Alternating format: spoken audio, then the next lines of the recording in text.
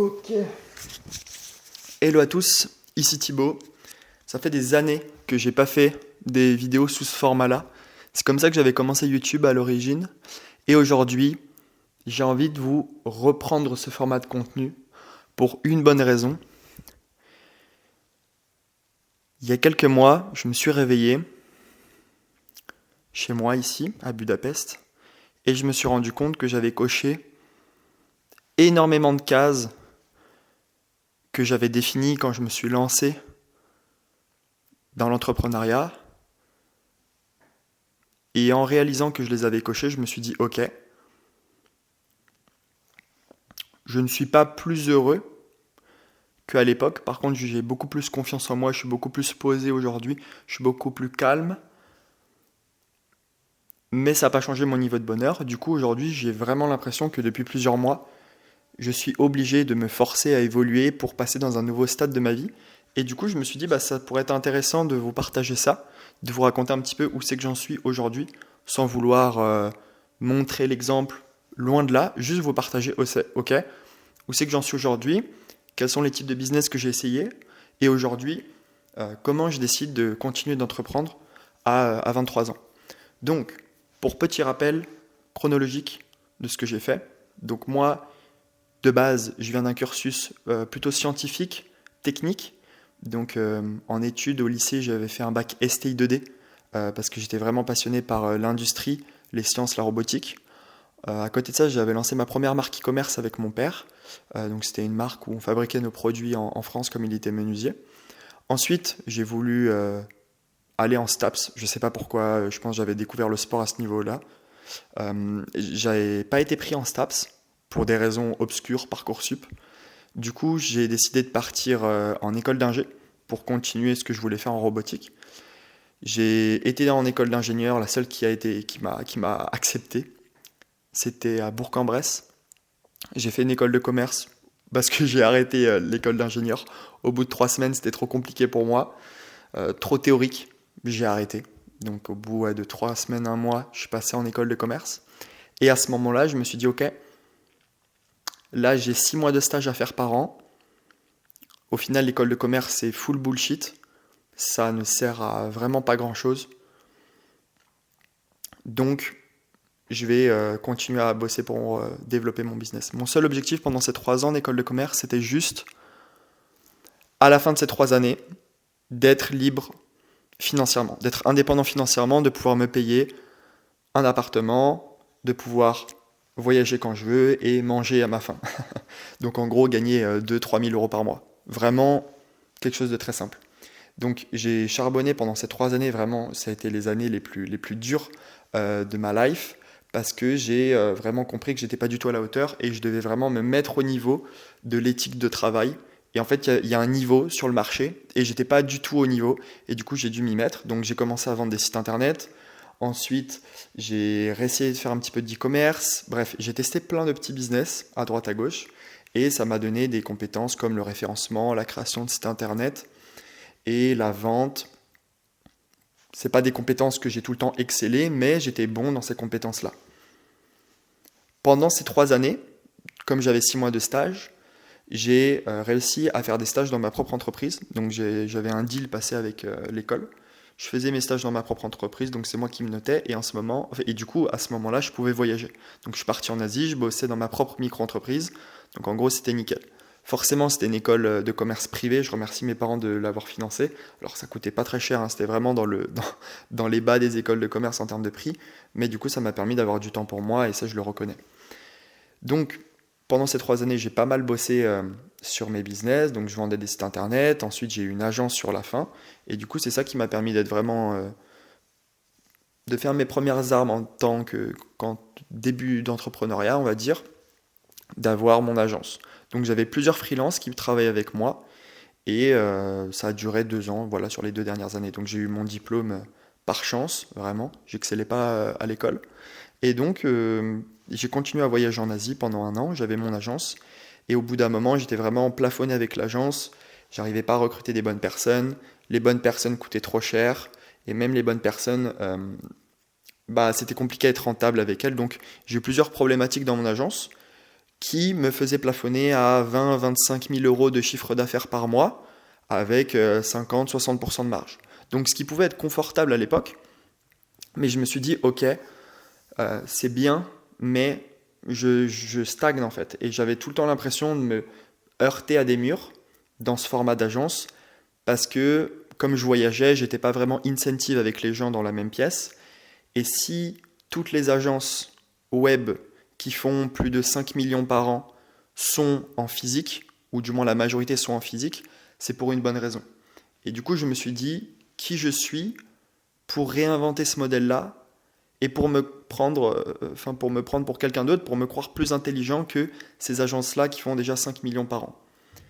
Donc je me suis dit, j'ai deux possibilités. Soit je reste en France et je prends des bureaux, j'ai ma société en France et du coup je développe mon entreprise en France avec tout ce que ça implique. Ou alors, je change de modèle et je pars à l'étranger. Du coup, je me suis dit, je suis un petit peu devant un grand choix. Qu'est-ce qui est le plus confortable et qu'est-ce qui m'excite le plus?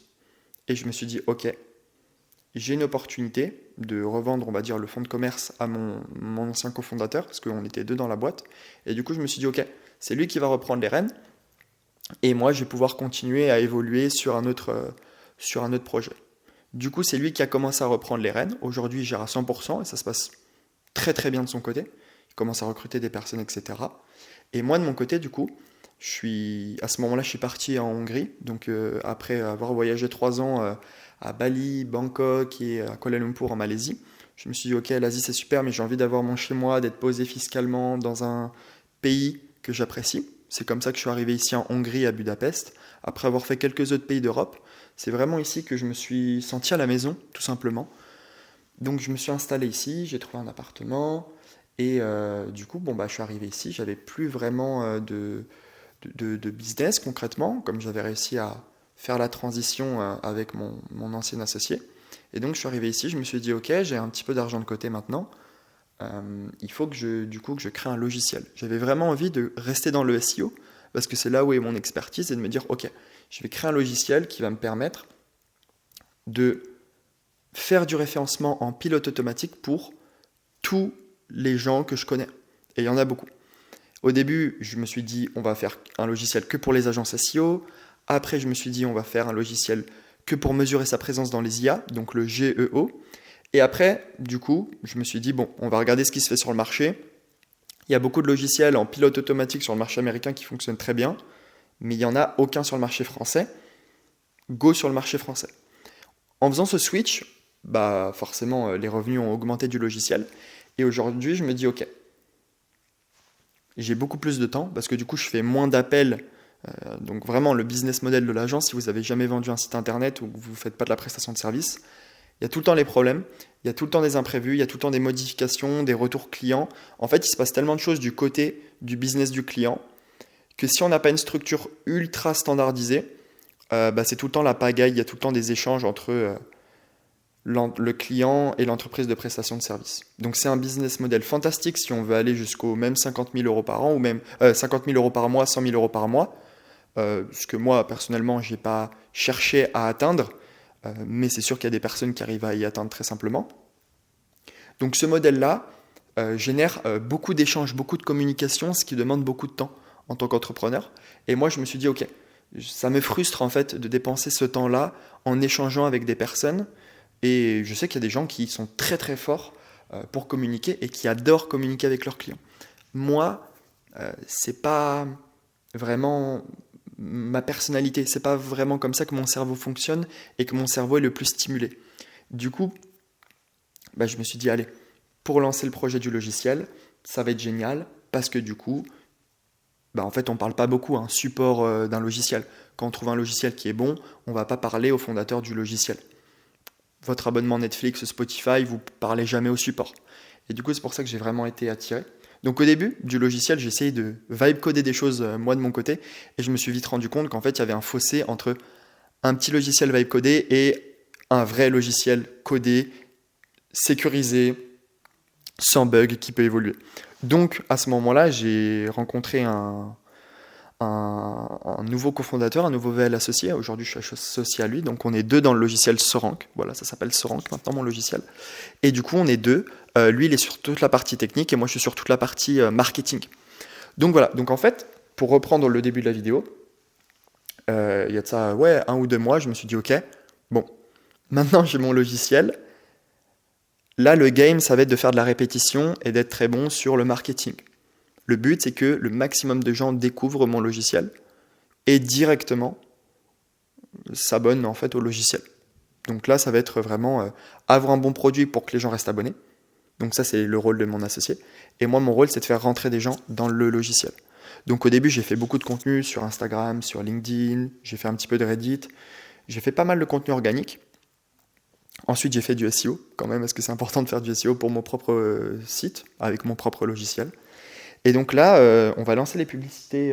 D'habitude, on les lance ce soir ou demain. Et aujourd'hui, je me suis dit, ok, bon, là, on a fini un cycle. Je me suis lancé avec mon nouvel associé. On arrive à faire du revenu, on est en croissance tous les mois, on augmente de clients et nos clients sont ultra contents. Et du coup, je me dis, génial, en fait, j'ai juste à continuer comme ça. Et ça va continuer à croître et je vais pas avoir ce plafond avec certains clients qu'on arrive à atteindre en agence. Parce qu'en fait, en agence, quand on a 10 clients en plus, on doit recruter une nouvelle personne. Et donc, en fait, on a tout le temps ce truc de croissance, on recrute, croissance, on recrute. Et en fait, les paliers, des fois, ça peut prendre 1 mois à trouver la bonne personne. Et c'est ce qui me frustrait énormément. Et une fois qu'on arrive à vivre de son activité en ligne, on a tous un petit peu ce moment-là où on se dit, ok, bon, super, je gagne de l'argent, mais pourquoi je fais tout ça en fait? On a tous une crise existentielle à un moment ou à un autre où on se dit ok, pourquoi on fait ça? On est un peu victime des algorithmes, on est un peu victime de nos clients.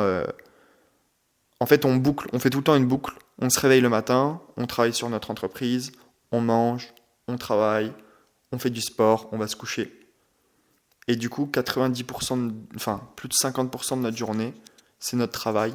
Et donc, si à la fin de la journée, notre travail ne nous stimule pas, on a vraiment l'impression que on est un salarié plus quoi. Et donc c'est super important que le travail nous plaise et qu'on fasse ce qu'on aime pour ne pas se sentir justement salarié, travailleur, esclave pour prendre des mots un peu plus extrêmes. Donc aujourd'hui avec mon logiciel, franchement c'est du plaisir parce que j'adore travailler sur l'acquisition, travailler sur le marketing, travailler sur mon propre référencement pour faire grandir ça. Là où dans l'agence, je devais forcément discuter avec des clients et résoudre des problèmes qui n'allaient pas ajouter de valeur au business. Je travaillais plus souvent dans l'agence que sur l'agence et ça, c'était un gros problème. Donc aujourd'hui, j'ai un logiciel qui permet de faire des articles de blog en automatique pour les agences, mais aussi pour le commun des mortels, pour tous ceux qui ont un site internet en fait. Ils branchent Sorank en 10 minutes et après, tous les jours, il y a des articles de blog qui sont publiés sur leur site. Voilà, donc ça, c'est mon logiciel actuellement. Et du coup, je voulais faire cette vidéo pour reprendre le début. J'ai coché beaucoup de cases qui m'ont permis de me rendre compte que ça n'allait pas changer mon niveau de bonheur. Mais par contre, ça a augmenté ma confiance en moi parce que en ayant réussi à faire des ventes, en apportant des résultats à des clients, en me confrontant justement à beaucoup de problématiques, je me suis rendu compte, ok, bon, il y a des problèmes, il y aura toujours des problèmes, mais j'arrive quand même à gérer les problèmes actuellement. Et maintenant, je me suis dit, ok,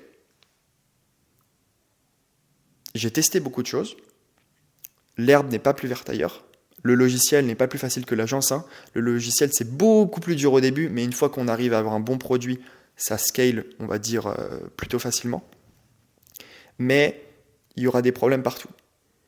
Et surtout, après avoir fait pas mal d'introspection, parce que quand on a un petit moment de crise existentielle, on arrive des fois à se rendre compte de certaines choses en faisant une introspection sur soi, à certains mécanismes. Et moi, l'un de mes plus gros défauts, c'est que souvent, j'ai tendance à tout arrêter pour faire quelque chose d'autre. Par exemple, il y a de ça 2 semaines, j'ai arrêté de faire du contenu sur LinkedIn et sur Insta pour aller faire le SEO de mon site. Alors là, c'est très bien, j'ai fait mon SEO, je ne vais plus y toucher pendant 1 ou 2 mois, c'est génial. En fait, je devais faire toutes les pages de services, toutes les pages de fonctionnalités, à qui on s'adresse. Bref, j'ai refait tout le site. En français, en anglais, en espagnol, en italien, en allemand, bref. Je me suis aidé de l'IA, mais ça m'a pris beaucoup de temps. Et du coup, aujourd'hui, on va lancer les publicités, et je me suis rendu compte de quelque chose, c'est que Je pense que là, pour les mois à venir et les années à venir, ce qui va faire la différence au niveau de mes résultats, c'est d'être consistant sur tous les réseaux sociaux, donc sur LinkedIn, sur Insta, en SEO et en publicité. Je pense qu'il y a ces 4 grands canaux d'acquisition qui vont me permettre de vraiment faire connaître mon logiciel. Et donc voilà, aujourd'hui, mon but maintenant, c'est vraiment de pouvoir faire connaître ce logiciel, tout en prenant soin de moi, donc en continuant en faisant du sport, en mangeant bien, en ayant un rythme de vie équilibré, parce que je me rends vraiment compte que l'IA, ça terrifie tout le monde. L'IA, ça remue vraiment beaucoup le marché, ça fait peur à beaucoup, beaucoup de personnes. Mais à la fin de la journée, les gens n'ont pas vraiment le temps d'utiliser l'IA en fait. Claude Code, c'est génial, c'est fantastique, mais la majorité des entreprises n'ont pas le temps de mettre en place de l'IA dans leur process. Et on dit beaucoup les wrappers GPT, donc les petits logiciels qui sont connectés à ChatGPT, à Claude, etc., et qui font un service, n'ont aucune valeur, mais c'est tout le contraire. Je pense que les petits logiciels comme le mien sont justement ce que les gens veulent obtenir. C'est là où est la valeur, c'est gagner du temps. Parce que Claude Code, c'est fantastique. Claude Code, vous pouvez le connecter à votre site, vous pouvez lui dire corrige-moi tout le maillage interne, toutes les balises titres, etc. Mais si vous lui dites optimise tout mon SEO de A à Z, c'est possible qu'il change toutes les URL de votre site et qu'il ne fasse pas les redirections. Et ça a été le cas d'une personne qui m'a appelé récemment en audit, et en fait qui m'a dit j'ai branché Claude Code à mon site, je lui ai demandé d'optimiser tout le SEO, et en fait j'ai perdu tous mes visiteurs, parce qu'il avait changé toutes les URL en fait de son site. Donc ça c'est très problématique. Donc les wrappers, les petits logiciels comme ça, pour moi c'est une grosse opportunité, et peu importe ce que les gens disent sur internet, il y a des millions d'entreprises dans le monde, et si votre logiciel arrive à résoudre quelque chose d'assez douloureux, qui rapporte de l'argent à ces entreprises-là, elles sont capables de payer un abonnement ils vont même pas le sentir. Une entreprise, un abonnement à 100 euros, elle le sent même pas. Donc voilà, actuellement, je voulais reprendre ces vidéos parce que je me suis rendu compte qu'il n'y allait pas avoir de cheat code, il n'y a pas de raccourci en fait. À un moment donné, je me suis dit, le SEO, ça va être le raccourci. Après, la création de contenu, ça va être le raccourci. Après, je me suis dit, là, les publicités que je vais lancer, ça va être le raccourci. En fait, il n'y a pas de raccourci. Et certaines personnes arrivent à avoir des raccourcis et à tout exploser avec quelques publicités gagnantes ou quelques vidéos virales sur Internet. Mais le problème, c'est que c'est des anomalies de marché. Et on se base sur elles parce que c'est elles qui sont le plus visibles. Mais la majorité des entreprises, elles réussissent parce que elles ne meurent pas, en fait. Et ça, c'est le focus numéro 1. C'est il ne faut pas que la boîte, elle meure. Et pour que la boîte ne meure pas, il faut juste que je fasse ce qui marche déjà. Même si ça marche pas... même si ça rapporte pas 100 clients par jour sur le logiciel, ne serait-ce que ramener 5 clients par jour sur le logiciel, si ces 5 personnes ne se désabonnent pas, c'est gagné en fait. C'est gagné. Peu importe le temps que ça va prendre, c'est gagné.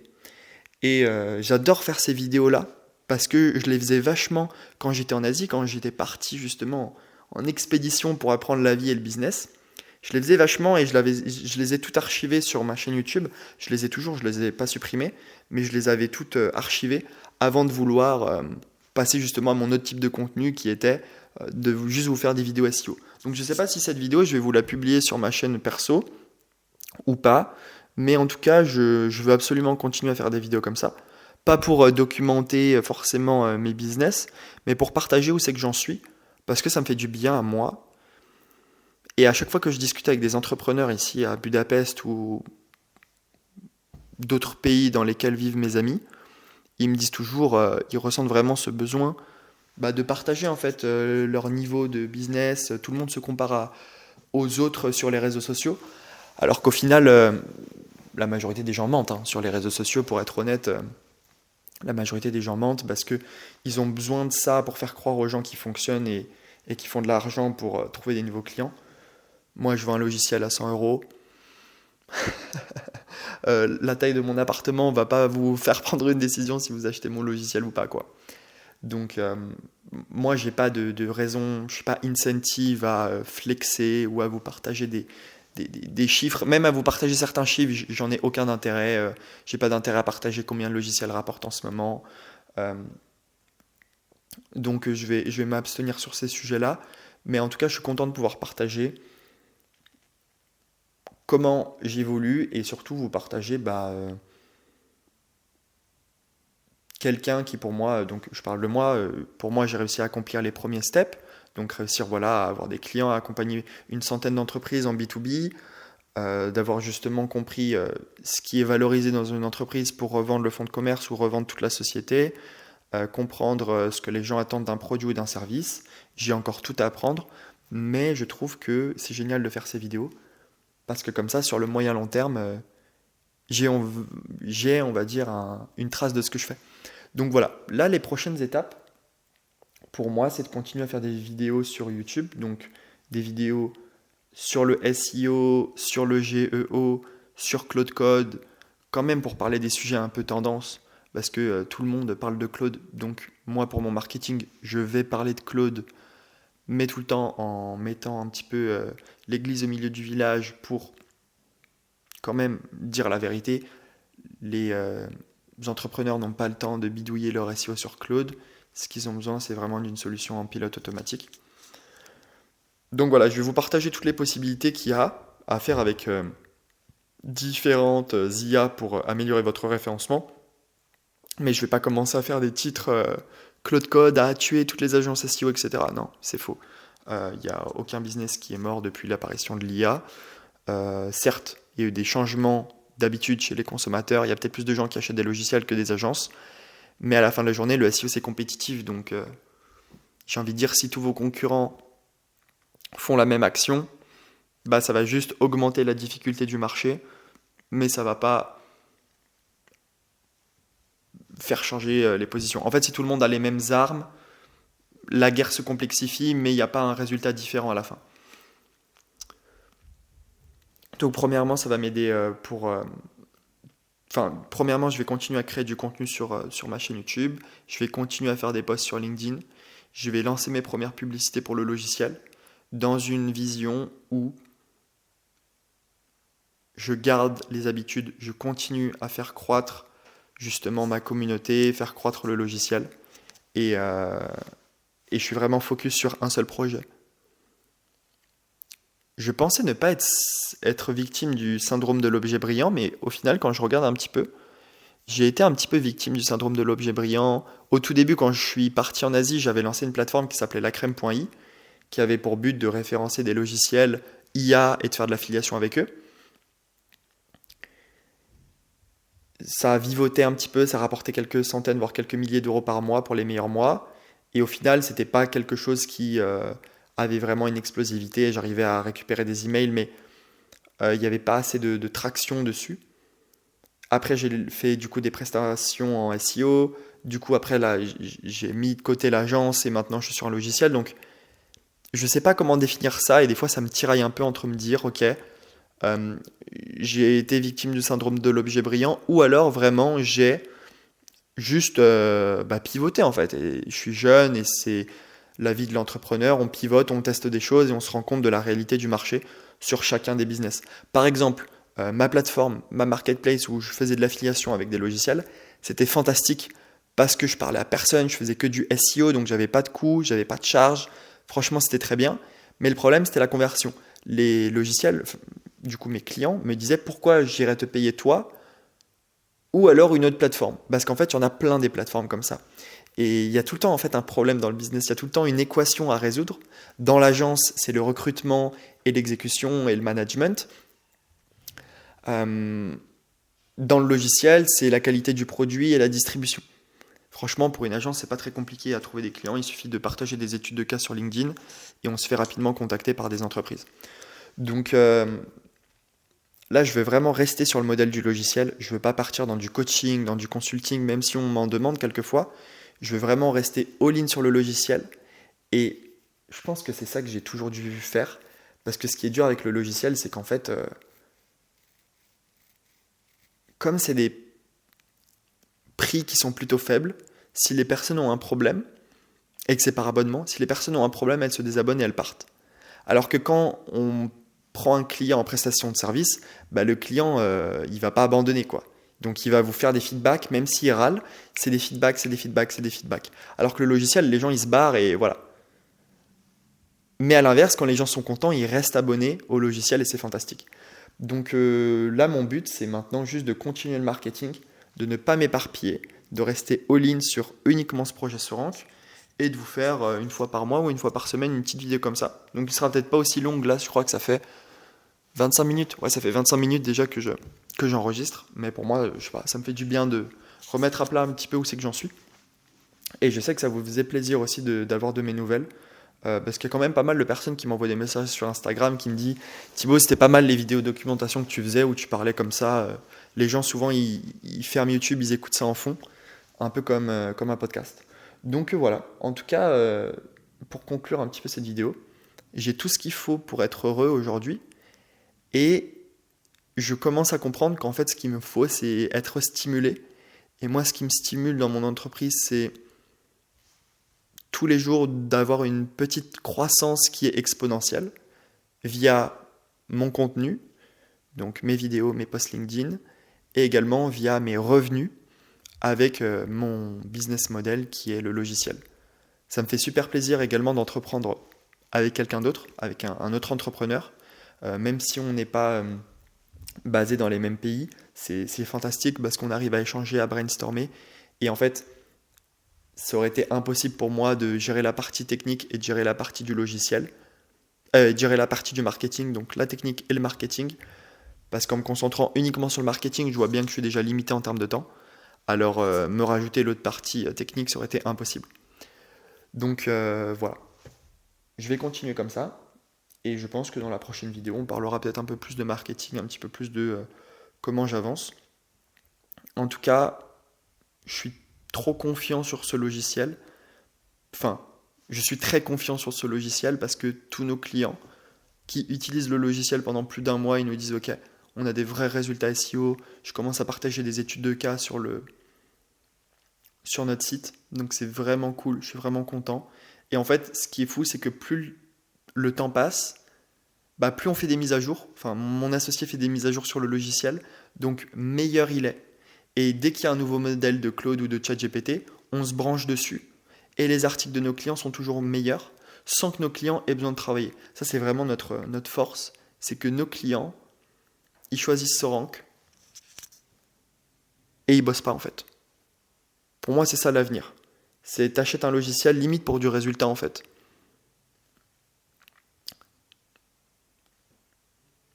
Ouais, c'est vraiment ça que je veux continuer à mettre en place. C'est on corrige tout votre SEO, on met en place votre SEO, on vous envoie des backlinks depuis nos autres clients en pilote automatique et vous n'avez rien à faire. Comment je peux finir cette vidéo? Bah voilà, les prochaines vidéos, je pense qu'on parlera peut-être un petit peu d'autres sujets. En tout cas, je poursuis ma route, je poursuis cette aventure et l'adversité s'arrêtera jamais, il y aura toujours des problèmes, il y aura toujours des choses à gérer. Donc je pense je pense que moi j'ai été vachement victime de ça dans le sens où je me suis toujours dit, j'ai toujours écouté un petit peu les gourous sur YouTube qui disaient quand vous aurez atteint ça, ça ira mieux, quand vous aurez atteint ce niveau-là, ça ira mieux. Parce qu'en fait les gens vendent de l'espoir. Tout le monde vend de l'espoir sur Internet, tout le monde vend un résultat qui va arriver plus tard. Et au final, dans l'entrepreneuriat, le confort augmente un petit peu, le confort physique externe à soi, mais le confort le plus important, c'est le confort interne. Et ça, j'ai mis trop de temps à le comprendre. C'est que si à l'intérieur de moi, tout n'est pas résolu, ou si du moins j'en ai pas conscience et que je travaille pas à l'intérieur de moi, le reste, ça peut s'améliorer, mais je vais mal le ressentir. Si on se sent pas bien, on peut être dans un penthouse, on continuera à mal se sentir. Et ça, on le comprend pas au début. Parce qu'au début, quand on est en mode survie, bah on essaye de survivre. On essaye de gagner de l'argent pour payer le loyer, pour mettre de la nourriture dans le frigo.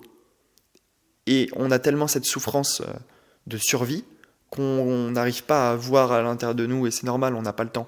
Et ça, c'est aussi avec l'agence marketing, mon agence SEO, j'avais beaucoup de mal à voir à l'intérieur de moi parce que j'avais tellement de choses à gérer, tellement d'urgences à gérer avec mon ambition de toujours vouloir plus de clients que j'avais aucune visibilité sur l'intérieur de moi.